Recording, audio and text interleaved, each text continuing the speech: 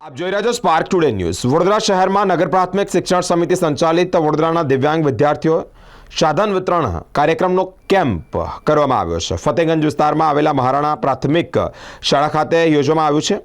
સૌપ્રથમ દીપ પ્રાગટ્ય કરીને કાર્યક્રમની શરૂઆત કરવામાં આવી। ઉપસ્થિત નગર પ્રાથમિક શિક્ષણ સમિતિના ચેરમેન નિશિત દેસાઈ, ઉપપ્રમુખ અંજનાબેન ઠક્કર તથા નગર પ્રાથમિક શિક્ષણ સમિતિના સભ્ય આદિત્યભાઈ પટેલ અને અન્ય મહાનુભાવો ઉપસ્થિતિમાં જ આ કાર્યક્રમ કરવામાં આવ્યો। 24 પ્રકારના સાધનો જેની કિંમત 18 લાખ છે તે પણ વિતરણ કરવામાં આવ્યા। કાન મશીન, ટિકિટ, વ્હીલચેર, શીપી ચેર તેમજ રોલ્ટર, કચીશ જેવા અન્ય સાધન સહાયની વિતરણ કરવામાં આવી। મોટી સંખ્યામાં દિવ્યાંગ બાળકોએ અહીંયા હાજરી આપી હતી।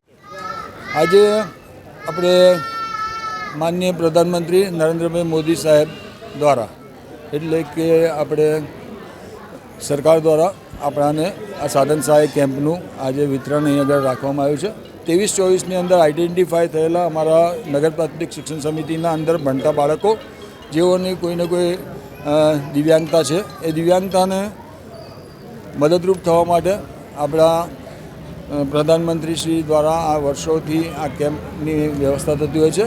આધુનિકથી આધુનિક સાધનો આ બાળકોને મળી રહે, બાળકોના જીવનમાં એમને ક્યાંય કોઈ જગ્યાએ ખોટ ન સર્જાય, પોતાના દિવ્યાંગતાને આ સમાજ સાથે સંલગ્ન થવા માટે માનનીય પ્રધાનમંત્રી શ્રી ખૂબ જ્યારે જાગૃત છે અને આ બાળકો માટે જ્યારે આવી સહાયો અમારા લગી પહોંચીને અમારા મારફતે આજે આમ એક માધ્યમ છે, અમારા મારફતે આજે જ્યારે બાળકો લગી એમના પરિવાર લગી પહોંચે છે ત્યારે ખરેખર આપણાને એક લાગણી અલગથી થાય છે કે આપણા પ્રધાનમંત્રી શ્રી એ આપણા માટે આજે દેશના નાનામાં નાના બાળક માટે, છેવાડાના માનવી માટે જે ચિંતા કરે છે, ચિંતા ઉજાગર થાય છે।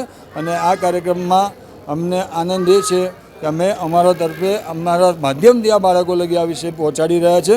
બાળકોને આ જીવનમાં કામ લાગે, એમના જીવનમાં ખૂબ આગળ વધવા માટેના જે અમારા સર્વાંગી વિકાસના પ્રયત્નો છે એ સર્વાંગી વિકાસ, સમાજનો વિકાસ અને દેશનો વિકાસ થાય એના માટે આવનાર દિવસમાં આ બાળકો ક્યાં ને ક્યાં મદદરૂપ થાય એના માટે આજે આ કાર્યક્રમ રાખવામાં આવ્યો છે।